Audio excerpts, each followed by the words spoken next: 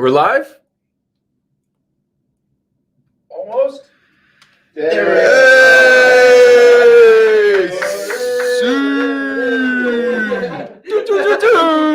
We're live, boys. And since we're live, it's FTBL time. What time is it? It's FTBL time. It's also 10:30 in the morning.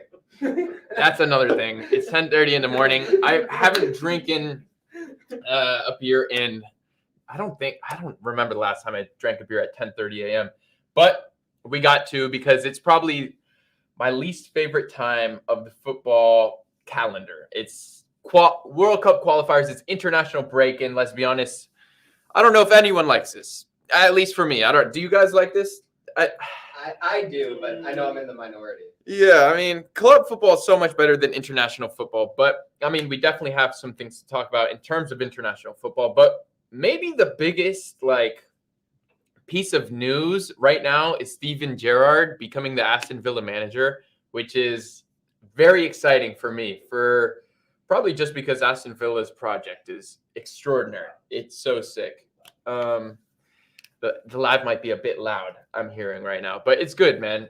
Steven Gerrard is named this morning the Aston Villa manager, and Aston Villa is probably the most exciting club. One of the most exciting projects in the Premier League, in the world, I would say. Maybe that's a bit of an exaggeration, but like what they've done from going from the Championship to the Premier League now and the money they've invested into the club, I think over the past 3 years, they've spent like 207 million net. Like they're really investing in the squad. And Steven Gerrard is the perfect manager, in my opinion, to replace Dean Smith. Like they want to play attacking football. They got young players. It's like a marriage. It's a marriage made in heaven, really, because they're on the way up. Steven Gerrard is also on the way up, and if he wants to manage Liverpool, I mean, let's be honest, like he needs to manage in the Premier League first, or else he's going to be like tagged with like the same kind of thing, like Lampard, Arteta, Ole, Xavi. Even Xavi's low-key being Xavi isn't being tagged with it yet. I think Xavi is gonna do bits at Barcelona. But like just from a stylistic point of view, we can get a little heady right now, as my boy Gabriel likes to say. Gerrard plays like attacking football. He plays like really flowing football, 4-3-3, wants to keep possession of the ball, attack the goal, obviously. And I think that fits Aston Villa to a T in how they want to play. That's kind of how Dean Smith was trying to play. That's how he was trying to operate. Keep the ball, keep in possession, and then when you lose the ball, press high. That's why they brought Danny Ings. Danny Ings is one of the best pressers in as a striker, an English striker there is. He works really hard out of possession. The same with Emi Buendia. I think their squad is set up perfectly for anyone. Like my only worry, like if I had a worry about Steven Gerrard signing with Aston Villa, it might be that he won't succeed. Because if you don't succeed in this Villa job, like there's something wrong. Like Dean Smith was there for a couple of years, so it could go stale. But if you're coming in and you don't succeed in this job, like Liverpool aren't going to hire you because this job is set up to have someone succeed. The recruitment, the owners of the club are very ambitious, want to lead the club forward. Anyways, man, even Liverpool tweeted out, what's the tweet? It said, Liverpool are saying legend Steven Gerrard has been appointed Aston Villa manager. Like everyone loves Stevie G. I hope he does well.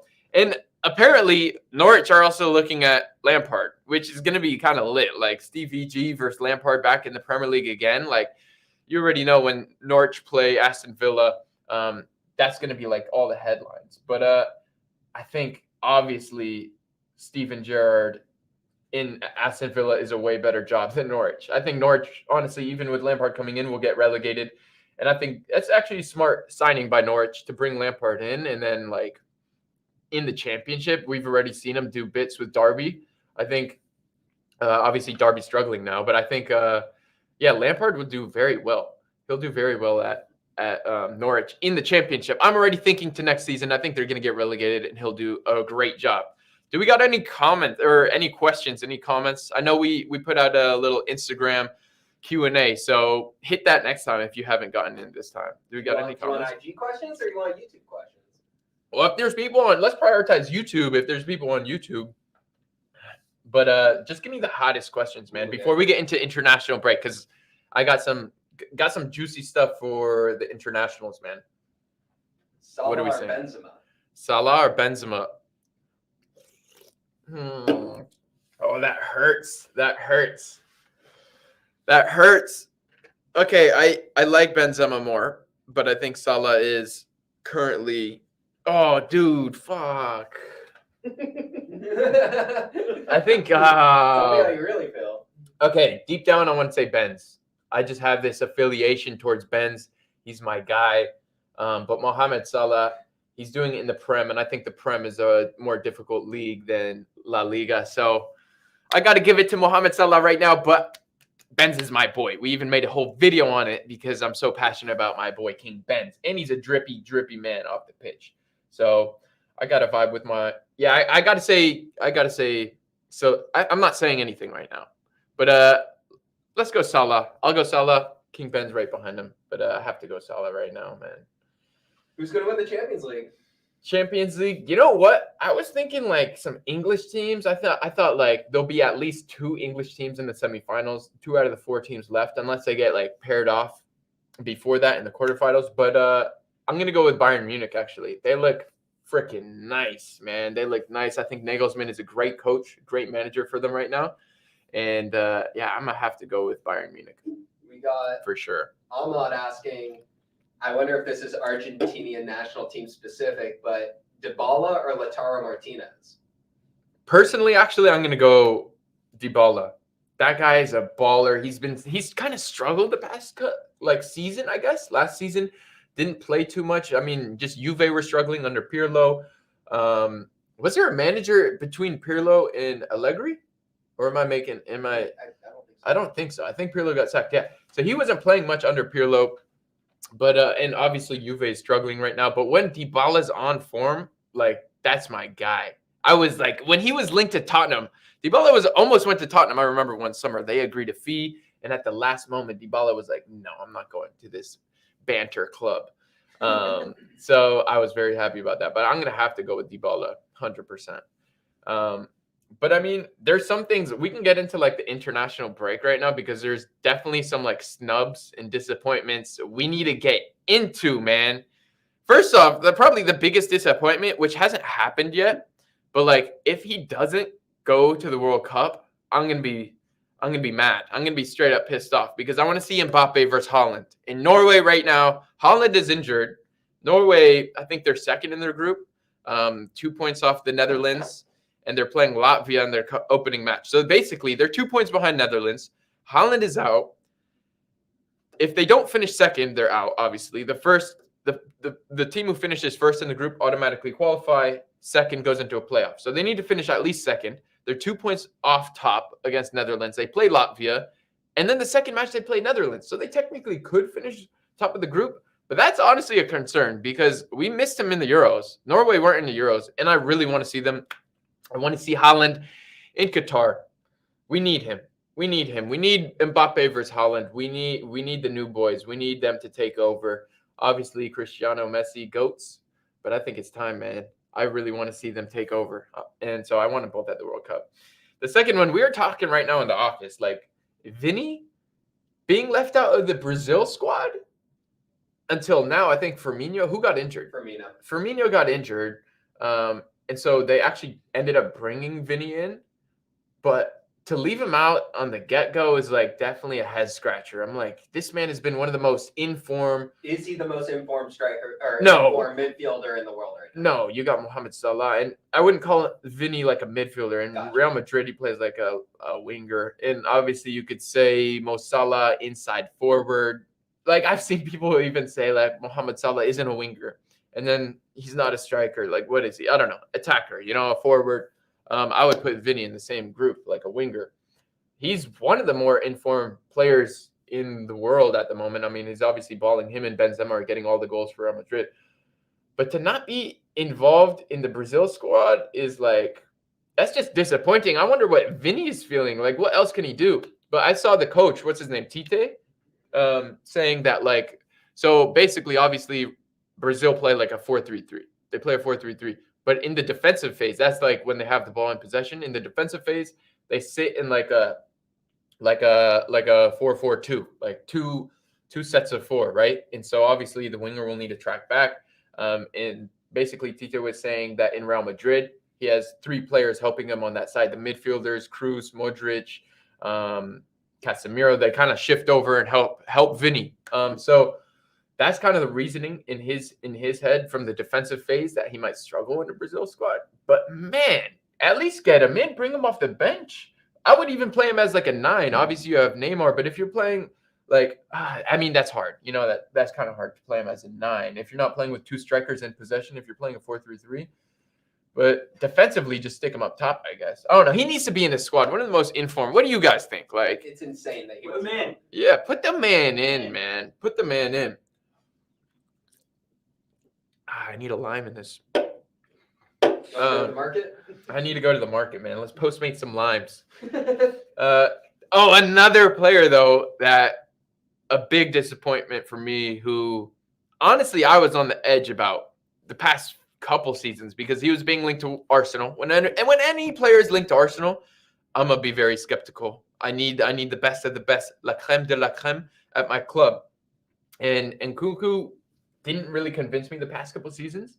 And I think, do we have his stats? I think we do. Let's just look at it because he is also, along with Vinny, like one of the most informed players in the world. And I just want to go over his stats from the past 2 seasons. That's what I'm mainly getting at because we all know he's balling right now. But in 2019, 2020, he played 44 games. He had 6 goals, 16 assists. All right, he balled out in terms of assists. That's assists. That's like quality. That's really good. It doesn't get better than that. The next year, he played 40 games. He had 7 goals and 11 assists. So that's 18 goal contributions? And now this year, he's played 17 games and already has 18 goal contributions, which already matches his output last year with 11 goals and 7 assists this year. And he's only 23. My thing is, this man should have got called up at least to the French squad, and he didn't. At least as far as I know, he did not get called up to the French squad. If he did, I'm tripping. But this man is probably my favorite. Do I say my favorite French player at the moment? It can go. I mean, King Ben's. No. I'm getting ahead of myself. But you know what I mean. He's balling, and it's not just his output, but when you watch him on the pitch versus PSG specifically, when you're playing against PSG, you have the best players in the world. Man looks silly on the ball. He's nice. He looks levels above his opposition. I feel like he's approaching that level where he's just best player on his team. By far, when he gets the ball, he looks so elegant. He looks so in control, manipulates the ball well, keeps it out of his opposition's reach. He just looks levels above the opposition at the moment. He's quality, and I'm kind of surprised he didn't get called up. I'm kind of surprised he didn't get called up to the French squad. But that's also kind of how France rolls. Going into the World Cup, there were some players that were, or the Euros, some players were left out. Theo Hernandez balled out for AC Milan last year, the left back, and he didn't get a call up. Just because they have their normal players in the squad, and they don't move them on until, I don't know. You need to do a lot more to get into that squad. So speaking of French players, you see what Pat Coyles asked you? No, I don't got the questions on my laptop right now. Thoughts on the proposed contract for Dembele at Barca? It seems like it's a pay per game as he appears. That's genius from Barca, man, because man is a baller, but he's getting injury after injury after injury. It's kind of sad, because when he was at Rennes, he was out of this world, so good. Again, Dortmund, so good. And then now, I don't think, I saw some stat, he didn't get injured once at Dortmund. He didn't have, one injury or something crazy. And then at Barca, he just gets injury after injury after injury. I don't know what's going on. But I think if they could sign him to that contract, that's genius. I mean, if you don't play, you don't get paid. Barcelona, 2 week for weak hamstrings. 2 broke. 2 what? 2 broke for weak hamstrings. They're too broke to be paying a dude with no hamstring. Do you want to take some IG questions? Yeah, let's take some IG questions before I get into the other. Yeah, thank you for the questions. Thanks for tuning in, man. Keep the questions coming on YouTube. All right. What's going on? How about this? Who's the best Prem youngster who's a midfielder? Well, if we're going to be completely biased here, he might not be the best, but Emil Smith-Rowe, he just got called up to the English national team. Shout out my guy. His like movement off the ball is insane. Simplicity of what he plays with too, like just releasing the ball quickly, movement off the ball. It's quality. But if we have to go like realistic, who's the best? I don't think it gets better than Phil Foden. Like Phil Foden is just levels above a lot of other players. Just like I would say, like obviously we all look at Phil Foden and he's like his technical quality is insane. But I think there's something to say about like him being so successful in like Pep's system as well. Like you need to be very intelligent to play in that system, like moving the right timing, which you move with. It's not just you come in, you're technically sound, and you're going to be extremely effective in that system. So I think there's something to say in that case as well. Like he's also just a very intelligent player.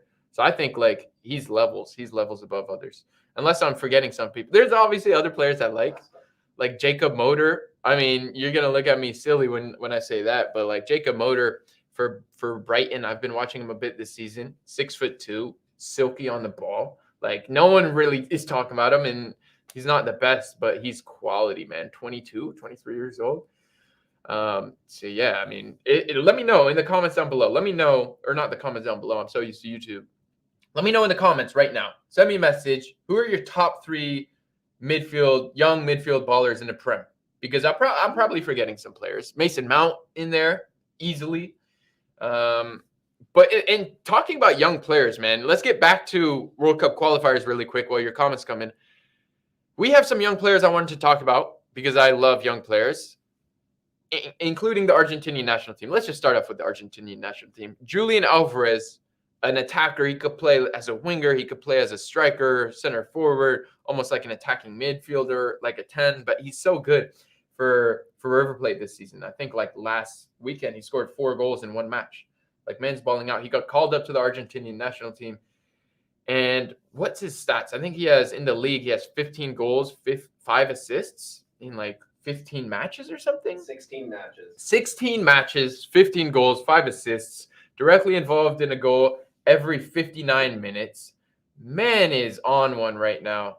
And so I'm really excited to watch him. I don't know if he'll start. I don't know. He probably won't start. I don't know if he'll get a lot of match time when you got Leo Messi apparently training with the squad again, which is kind of weird to me. Like, how do you go from injured at PSG to training with the Argentinian national squad? I don't know if I'm looking too far into that, but yeah, Julian Alvarez is one to watch because I don't know if this is his first international call-up, but he's been balling for River Plate, and not just one to watch in this qualifiers, but he's probably going to leave River Plate this winter because River Plate's season, I think it ends. I think it aligns with the MLS. So when their league ends, he's going to be, obviously the transfer window opens in winter. I think clubs will be looking at him. If you need a striker, if you need an attacker, look at Julian Alvarez. Now, the other one is Gonzalo Plata as well from Ecuador. I think Ecuador is sitting 3rd in their group, which is decent, man. That's really good for Ecuador. And Gonzalo Plata is like a younger winger. He plays typically on the right side. He went to Sporting in Liga NOS, and then this season he's on loan at Valladolid. So he's a player that kind of has been struggling at club level, even though he went on loan this year. But typically, like when he's back with Ecuador, he balls. He scored an outrageous goal from deep, man. He can bang him with his left foot. He like comes to the line, cuts in, hits him, and that's what he does. And I hope he gets some game time with Ecuador this international break. I didn't realize he was on loan at Valladolid. I don't watch La Liga Second Division. They're in Second Division right now in Spain.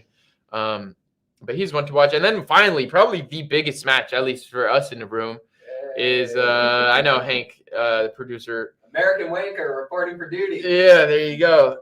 U.S. versus Mexico. I mean, we got to talk about that a little bit. And Almost at 3. Vamos el Tri. We got a little rivalry going on right now in the studio. But this is a big match. And obviously, we're talking about young ballers. There's 2, 3. There's actually quite a few in the U.S. squad that we should talk about. But Ricardo, Pepe, and Jesus Ferreira, the 2 Dallas boys in the squad.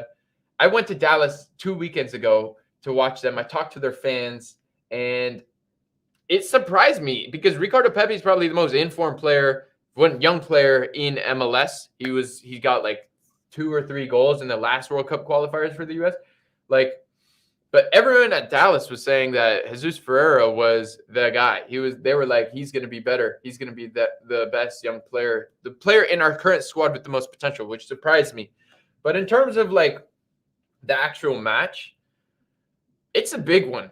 It's a big one for a couple of reasons. I feel like both managers are low-key on the hot seat. Like, none of them are safe because, look, before this summer, the U.S. won 2 matches against Mexico this summer, the Gold Cup final, the Nations League final, which were kind of 2 bigger matches. I mean, nothing crazy. Obviously, they're finals and tournaments, but you can't look into it too much. Like, before that, like, I think Mexico won, like, 11, like, straight matches against the U.S., something like that, which obviously shows their dominance in, like, just because the U.S. has kind of been in form against them recently does not mean they are where they need to be. I think the U.S., I'm still, as an American fan growing up, like, honestly, I shitted on the U.S. all growing up. I did not like the MLS. I'm like, bro, we're trash, all that. Like, if I'm going to be real. So now I'm looking at it like, okay, we're getting better, but I'm still not fully convinced. Like, I'm a very critical person on the U.S. In the squad. So we need to see a win from the U.S. perspective. And if they don't win, it's kind of like just reaffirms all my like kind of negative feelings about the squad. Like, oh, we're really not there. But Mexico also have to win because Tito is, I mean, he lost the last 2 matches against the U.S. If he loses this one,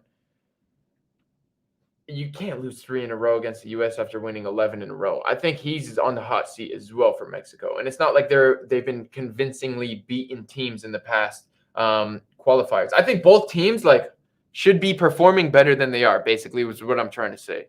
So, yeah, man, I think it's a big match. I'll probably be doing a live stream trying to watch that because it will be a hype match. It will be sick. And look, Mexico's 1, U.S. is 2, and then it's Canada. So if like either team slips up, Canada's just looking at them straight in the face like, yo, we're ready to take your spot. So, I don't know. Let me know what you think in the comments. Do we got any like questions about that or any other questions? Do you want to take some IG questions? Yeah, let's go to the question cleat. What's the question cleat? Take the cleat down from... Oh, God. What's going on? Oh, we got some questions in this.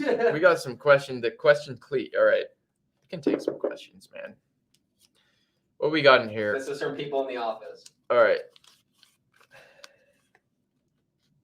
Okay, this is what is this question? Oh my days! What if soccer was played with hands? I did not put that with in mittens on. With Get another one, bro. I don't know what this question is. Yeah, this is okay. Let's see what's popping. Let's get a real football question here, man. Why have top tier managers consistently struggled at PSG? Ooh, that's a good question. I think it goes back. I think right off the bat, like it goes back to what Thomas Tuchel was saying about like managing Chelsea. He described what it was like to manage PSG versus Chelsea, and it comes down to like Mbappe, Neymar. These are like world star players, like on a whole nother level than what Chelsea has in terms of you not only have to manage them on the pitch and on the training ground, but you have to manage their family issues. You have to manage their friends. They have like so many people around them trying to get into their life. Like you're managing like almost like not just a footballer, but like a star, an icon, a legend. So I think that's the reason. And now you got Leo Messi. So it's so hard. It's so hard. I can't even imagine doing that. I don't even know what I would say to them. But I think it comes down to that. I think it comes down to the pressure. Arsene Wenger used to say, like, you can't just bring in like 6 players into a squad and expect them to ball out the following season. It takes time to integrate players into the squad. And I think they've grown really fast and invested a lot of money. So I think it just comes to that. But I don't know. There's no excuses when you have all those players. Got a comment going back to your international thoughts. What are your thoughts on Argentina versus Uruguay? Yeah. So it'll be interesting because I was reading like Uruguay has some players missing. And I would just solely expect Argentina to win. If they don't win, I'll be surprised. They just won the Copa America, and Leo Messi's training. Like they should win. And I think right now, like Argentina have like a pretty balanced squad. I think Rodrigo de Paul coming into that side like brings a lot of balance in midfield, very aggressive defensively, works really hard. So I think right now they have a very balanced squad. And with Uruguay missing some players, I think Cavani's injured. I think what's his name for Real Madrid, center midfielder, Felipe. I'm tripping right now. Anyways, they have some players missing, and I think it's simple. I think Argentina need to win, but I'll be definitely watching that one along with Colombia, Brazil, because that's going to be a banger as well. The South American teams, they're fun to watch, but sometimes like the matches get a bit, I don't know, crazy, man. You never know what's going to go on in South America. I mean, remember the last like Argentina match? Like literally the police stopped the match. The police stopped the match because Emi Martinez and some other guys like didn't have COVID tests or something, man. And they like, you don't know what's going to go on. And those matches always get super heated. So I'm excited for that one, but I fully expect Argentina to win. They should win. If not, then it comes back to the idea that like, I don't think like they should be a favorite to win the World Cup. I hope they are, but like, I'm still not convinced. Just like the US, like they have such quality. They've always underperformed, disappointed. And despite winning the Copa America, I'm still not totally convinced. So they should win, though. They should win. They need to win. Aaron Gottsy's checking in. He's asking, who right now is the most underrated player in the world at the moment? Underrated player in the world at the moment? Off the top of my head, I don't know why Nkunku just comes to my head. But like we were talking about him earlier, like he didn't get called up to the national team squad. He has freaking 18 goal contributions in 17 matches for RB Leipzig. RB Leipzig are doing well in the Champions League. Are they second in their group? I think they might be second. Like, I think it would be Nkunku. Like, he's not getting talked about, so I need to talk about him. That's why we're talking about him here, because he's He's really quality. I think that would be my guy. Do you want to talk a little Newcastle? Yeah. So let's get into Newcastle as well. We can also hit another question in a second from the boot. But Newcastle also hired Eddie Howe, who's a young manager, coached at Bournemouth, and kind of like 4 years, no, maybe 2 years ago even, was like touted as the next best young English manager. Like he was even being linked to top Premier League clubs to take over. So I honestly think this is a very shrewd signing by Newcastle. He's going to come in with the energy. He's going to come in with like an attacking philosophy. He's not going to sit back and just defend. And like he might need to do that, sit in a low block when he first comes in, because they don't have the players to play his style he wants to play. And it's dangerous when you're in a relegation battle to come and try and play like free-flowing attacking football. Like you need to be sound defensively first. But I think it's a very sick signing, to be honest. Young manager, can grow with the squad, has Premier League experience, has relegation battling experience, and he has like 3 Bournemouth players in that squad as well, like Callum Wilson, Fraser, and I think there's one other one. I might be blanking right now. But yeah, he got that squad isn't totally trash. St. Max, Joe Willock, you have some players in that squad, so I think he can do bits there. And yeah, I'm excited for him. I'm happy for him because he deserves another challenge. Once Bournemouth went down, I don't know if he was managing since then. No, he hasn't been.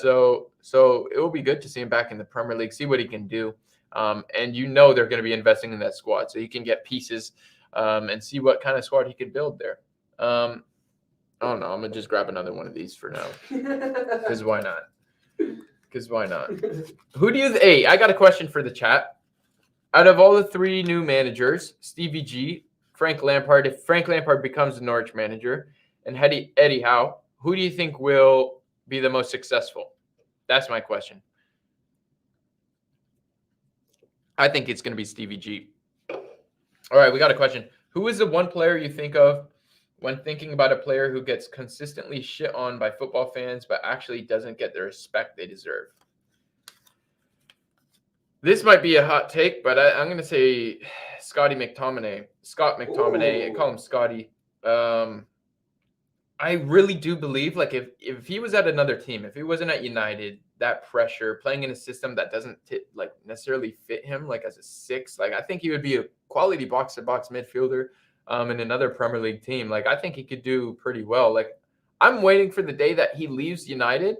Hopefully he leaves United in like a year, like quickly while he's still young, goes to like a West Ham.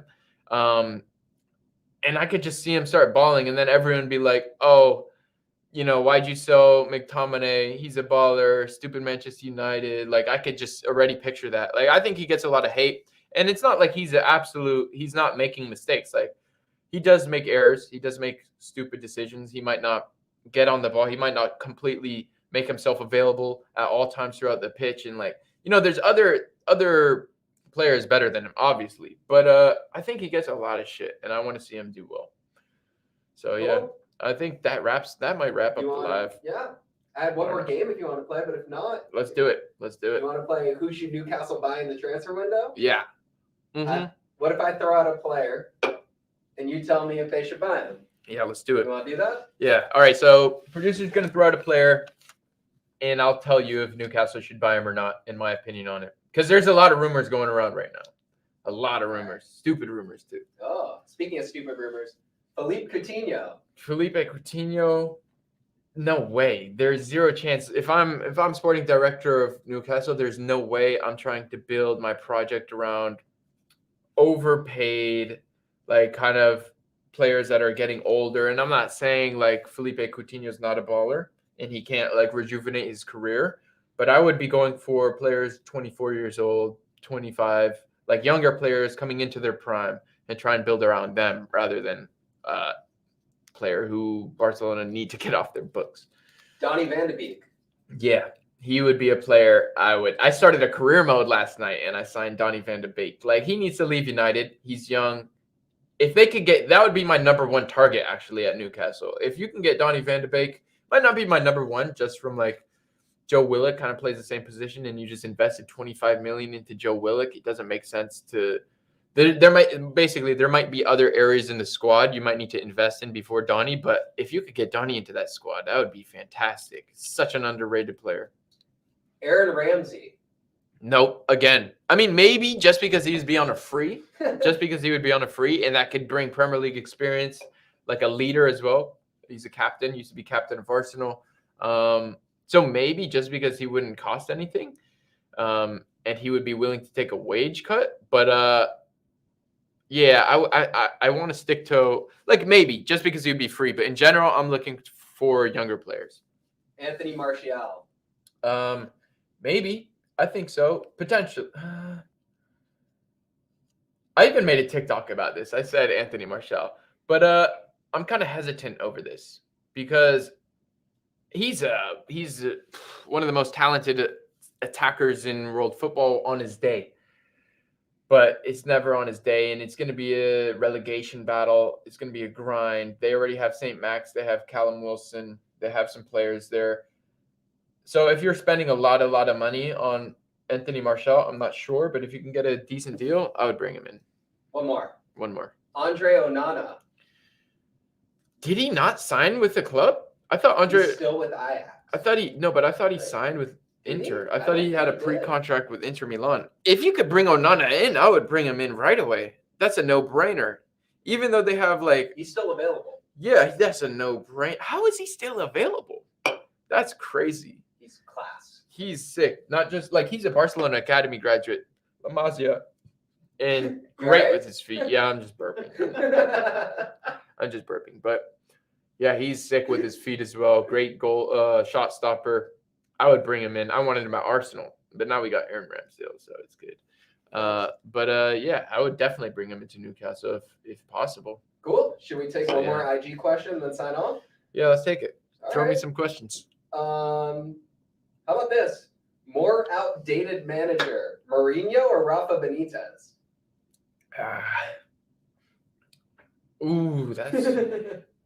I would go with Rafa just because he's not in the media as much. We still hear about Mourinho, so if we're talking about outdated, it's not like Mourinho isn't in the limelight. Like this man, I saw a video of him like yesterday or something, running down the pitch, going to celebrate with his team, and that's why I like Mourinho.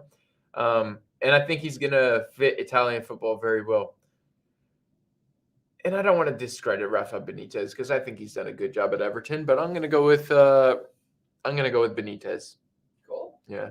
Where can people follow you? Yeah. All right. What do we got going on? If you want to follow me, you can. At Pesh Football on Instagram, on YouTube, on TikTok. You know the vibes. I'm just talking about football. I'm doing live streams, all that.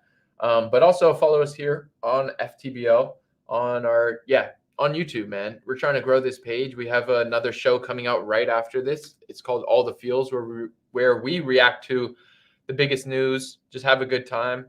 You can definitely just stay tuned because that's about to drop right now. Literally after this video is dropping. So that'll come. And yeah, man, you can follow me at Kid Pesh, at Pesh Football. I'll catch you in the next live stream. We'll do this once a week on Thursdays. You know Maybe where to Wednesday. find me. Maybe Wednesday, once a week. Just keep tabs, man. We'll be here. So I'll catch you in the next stream. Thanks for tuning in. And yeah, peace, man. Peace.